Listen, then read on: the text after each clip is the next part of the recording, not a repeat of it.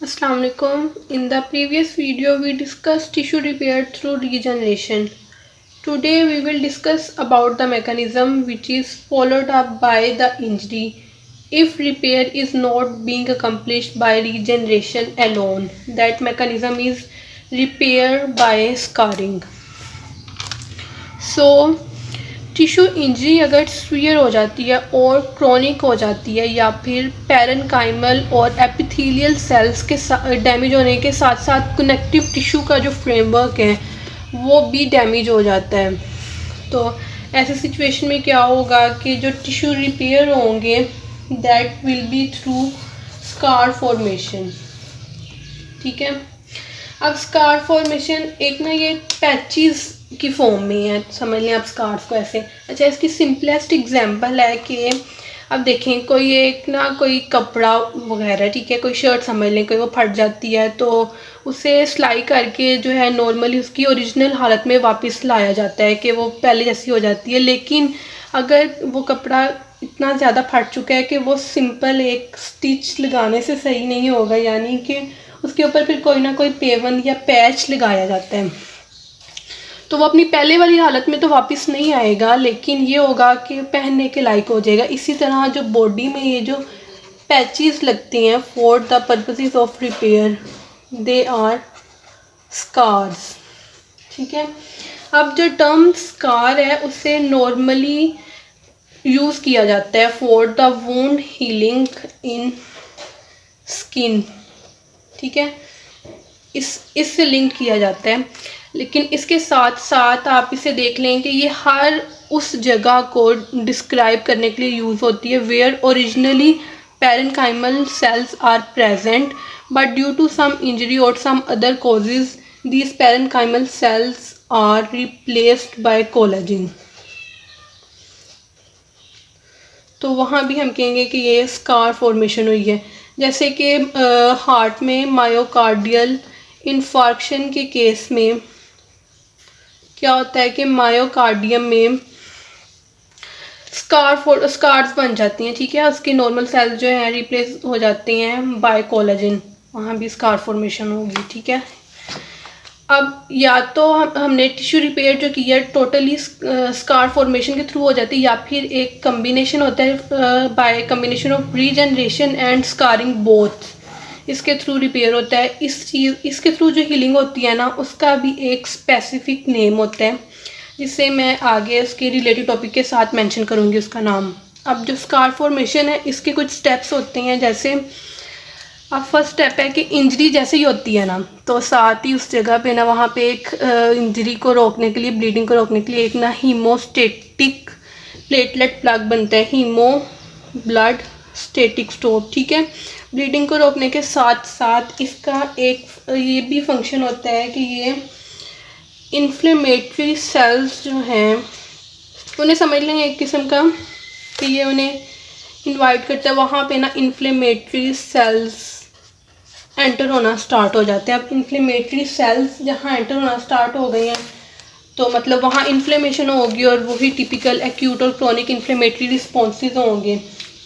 वो जैसे होता है कि कॉम्प्लीमेंट कॉम्प्लेक्स जो है उसके breakdown products like C5A C3A वगैरह, और उसके साथ साथ कीमोकाइंस जो हैं एक्टिवेटेड प्लेटलेट्स जो हैं उन्होंने कीमोकाइंस की प्रोडक्शन करनी है। उसके अलावा जो दूसरे मीडिएटर्स वगैरह हैं उन्होंने क्या करना है कि they will act as a chemotactic agent for neutrophils. ठीक है, अब ये जो कीमोटैक्टिक एजेंट के तौर पे एक्ट कर रहे हैं इसकी वजह से यहाँ न्यूट्रोफिल भागे भागे आएंगे।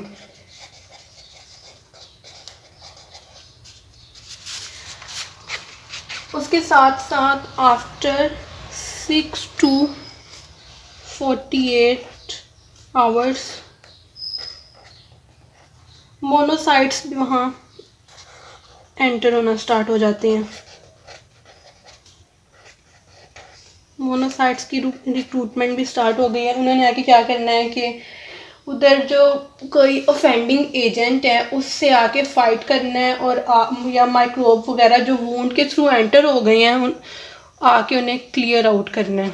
ठीक है, वूंड को क्लियर करना है। इस तरह से वोन क्लियर किया जाता है। उसके बाद ये है कि अच्छा, यहाँ आपने एक एमसीक्यू याद रखना है कि रिपेयर प्रोसेस में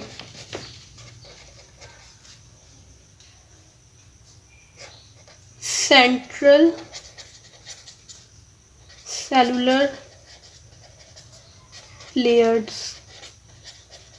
और मैक्रोफेजेस, ये एमसीक्यू आपने माइंड में रखना है। ठीक है, अब जो मैक्रोफेजेस हैं इसके भी डिफरेंट सेल टाइप्स होते हैं, like M1 and M2 sales, दोनों के अपने अलग अलग फंक्शंस हैं।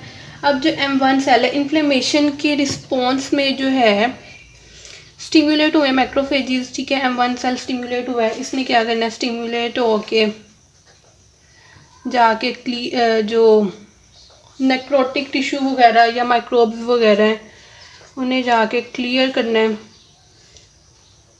और इन्फ्लेमेशन को एक पॉजिटिव रिस्पॉन्स भेजना है। ठीक है, प्रमोट करना है इन्फ्लेमेशन को। इस तरह से ना एक पॉजिटिव फीडबैक लूप चलता रहता है। अब जब तक ये जो है इन्फ्लेमेशन यहाँ से ये सेल्स ये सारे माइक्रोब्स वगैरह क्लियर आउट नहीं होते, इसी तरह ये प्रोसेस ना चलता रहता है। अब जैसे ये क्लियर आउट हो गए हैं तो इन्फ्लेमेशन जो है वो स्टॉप हो जाएगी। ठीक है, उसके बाद नेक्स्ट स्टेप होगा सेल प्रोलिफ्रेशन। अब सेल प्रोलिफ्रेशन में इन्वॉल्व होते हैं these M2 cells by the formation of growth factors. अब इन ग्रोथ फैक्टर्स ने स्टिम्युलेट करना है द प्रोसेस ऑफ प्रोलिफरेशन। ठीक है,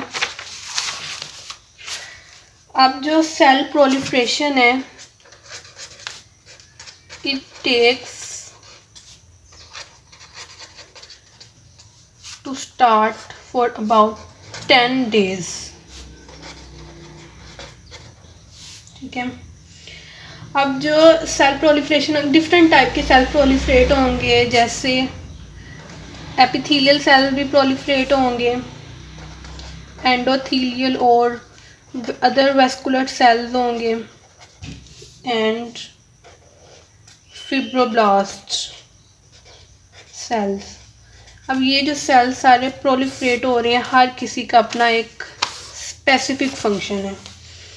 अब एपिथेलियल सेल्स ने क्या करना है कि इन्होंने प्रोलिफरेट करके माइग्रेट, इन सारे सेल्स ने ना प्रोलिफरेट करके माइग्रेट कर जाना है वो जो क्लियर वूंड हो चुका था ना वहाँ पे। ठीक है, यहाँ पे, और अपना अपना फंक्शन परफॉर्म करना है। इसने क्या करना है एपिथेलियल ने कि it will migrate over the wound and over the injury and cover the wound. ठीक है, इसने वूंड को कवर करना। और एंडोथेलियल और vascular cells they will produce new blood vessels by the process of angiogenesis।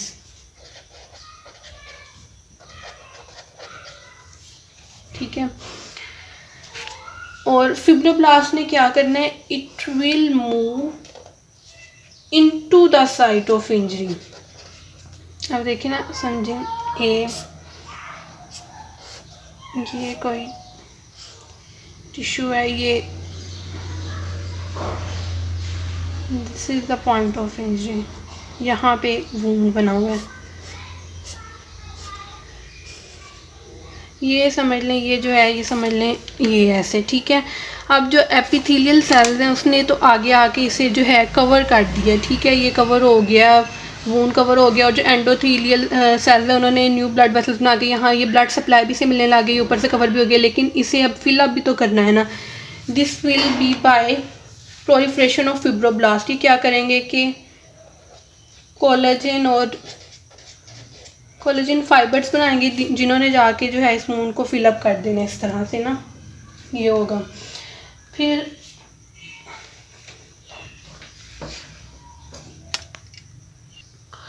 अब जो ये सारे कम्बिनेशन वुंड हीलिंग के लिए जो ये combination of epithelial cells and endothelial and other vascular cells and fibroblast and loose connective tissue वगैरह जो हैं, इन सब की कम्बिनेशन को इधर जो जहाँ भी प्रेजेंट होंगे उस जगह पे टिश्यू को स्पेशल नेम दिया जाएगा, which is termed as granulation tissue.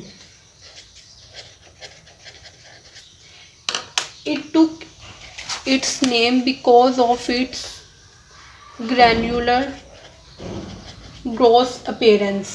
आपने देखा होगा कि स्किन पे जहाँ वूंड हो जाता है उसकी जब हीलिंग स्टार्ट होती है तो एक ना पिंक सा सॉफ्ट सा क्रस्ट बन जाते हैं, ठीक है, which is termed as scab. Scab को डिफाइन कर सकते हैं as a dry rough protective crust that forms over a cut or wound during healing। ठीक है, अब ये तो एक समझ लें टेम्परेरी सा स्कार बन गया फ़ौरन से ना टिश्यू को रिपेयर करने के लिए। अब नेक्स्ट जो है इसकी रीमॉडलिंग होगी। उसमें क्या होगा कि this will start after 2 to 3 weeks of injury और ये कंटिन्यू रहेगा up two months to years। This will totally depend on the severity of injury. ठीक है, इसमें क्या होगा कि जो कनेक्टिव टिश्यू है वो खुद को रीअरेंज करेगा to form a stable scar. ठीक है, अब ये तो हम लोगों ने एक जनरली जो है वूंड हीलिंग की बात की। अगर हम इसे स्पेसिफिक कर दिया जाए with the healing of skin wound तो हम इसे क्लासिफाई कर सकते हैं 2 टाइप्स में।